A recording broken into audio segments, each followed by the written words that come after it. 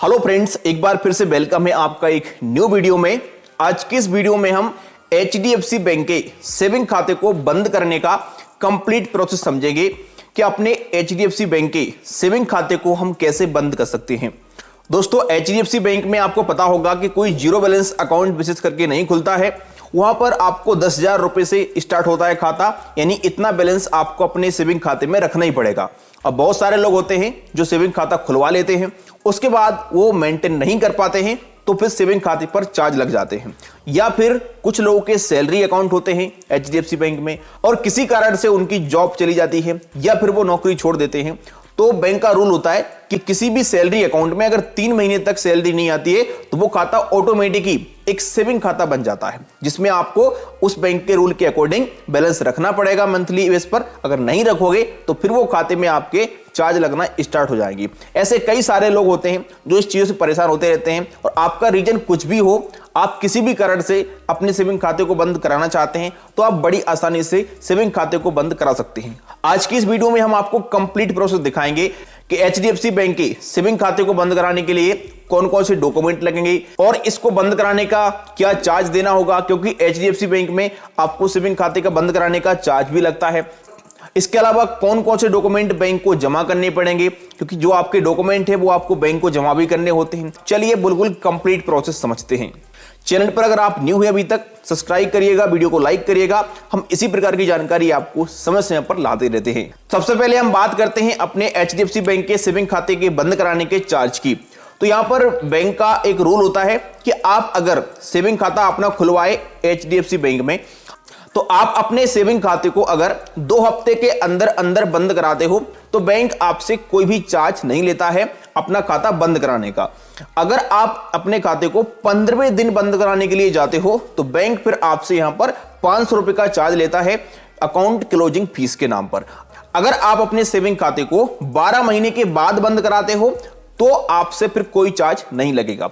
अब हम डॉक्यूमेंट की बात करते हैं। तो देखो, डॉक्यूमेंट में आप लोगों को एक आधार कार्ड का 2 कॉपी लगेगा, एक पैन कार्ड का 2 कॉपी लगेगा। इसके अलावा आपको एक अकाउंट क्लोजर फॉर्म लगेगा। अकाउंट क्लोजर फॉर्म आप गूगल से डाउनलोड कर सकते हो या फिर आप हमारे टेलीग्राम से डाउनलोड कर सकते हो। मैं आपको टेलीग्राम में भी ये फॉर्म दे दूंगा। आप जैसे ही सर्च करोगे गूगल पे HDFC bank account closure form, तो एक फॉर्म आपके सामने आएगा PDF में। उस फॉर्म को आप निकाल लीजिएगा अपने फोन में डाउनलोड करके, और प्रिंटर से प्रिंट निकलवा करके आप उसे पूरा पूरा भर सकते हो। उसमें आपको बेसिक जानकारी भरनी होती है अपने बारे में कि आप अपने खाते को क्यों बंद कराना चाहते हो। इसका आपको एक रीजन देना होता है, क्योंकि बैंक जानना चाहती है कि हमारे सेविंग खाते क्यों बंद हो रहे हैं, कस्टमर के लिए क्या परेशानी आ रही है, ताकि बैंक फ्यूचर में उस चीज को मॉडिफाई कर सके और उसे अपडेट कर सके। तो आपको जो भी समस्या आ रही है आप वहां पर दे सकते हो एक रीजन, और आपको नीचे एक बैंक देना होता है अपना, ताकि आपका अगर कोई बैलेंस है उस बैंक में तो आपके दूसरे वाले सेविंग खाते में उसको ट्रांसफर कर सके। आपको अपने फॉर्म पर साइन कर देने हैं और पूरा पूरा उसको भर देना है।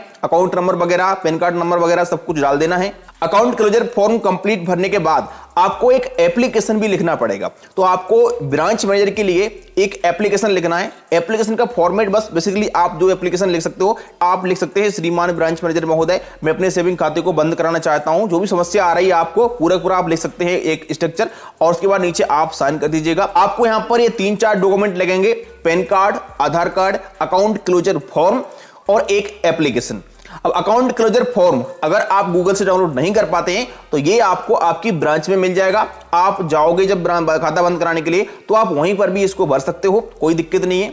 इसके बाद यहां पर आप लोगों के डॉक्यूमेंट भी आपको लगेंगे जो बैंक द्वारा इशू हुए हैं। ये डॉक्यूमेंट आपको बैंक को वापस करने पड़ेंगे, जैसे कि आपका चेकबुक हो गया या फिर आपका पासबुक हो गया, आपका अगर डेबिट कार्ड मिला हुआ है बैंक से तो डेबिट कार्ड। ये 3 डॉक्यूमेंट इंपॉर्टेंट है।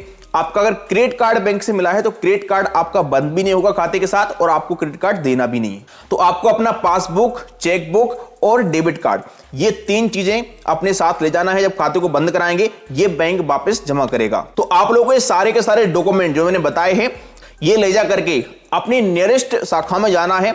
वहां पर जाकर के आपको ये आवेदन देना है कि मैं अपने सेविंग खाते को बंद कराना चाहता हूं। तो वहां पर जो कर्मचारी हैं ये आपका आवेदन लेंगे और अकाउंट क्लोज करने की प्रक्रिया को चालू करेंगे। तो ये खाता आपका 3 दिन से लेकर के 7 वर्किंग डे में स्थायी रूप से बंद हो जाएगा।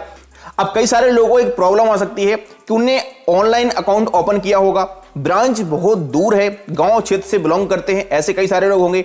अब उनको सेविंग खाता बंद कराना है, तो देखिए आप लोगों के लिए यहां पर एक ऑप्शन है अल्टरनेट, लेकिन ये ऑप्शन कभी कभी काम करता है, कभी कभी काम नहीं करता है। कुछ बैंकें इस प्रोसेस को फॉलो करती हैं, कुछ नहीं करती हैं। वो ऑप्शन ये है कि आप ये सारे डॉक्यूमेंट बैंक के एड्रेस पर कोरियर कर सकते हो, और कोरियर करने के बाद कई ऐसी बैंकें हैं जो खाते को बंद कर देती हैं, लेकिन अधिकतर बैंकें हैं अपने खाते को बंद नहीं करती हैं। आप एक बार ट्राई कर सकते हो अगर आपको लगता है।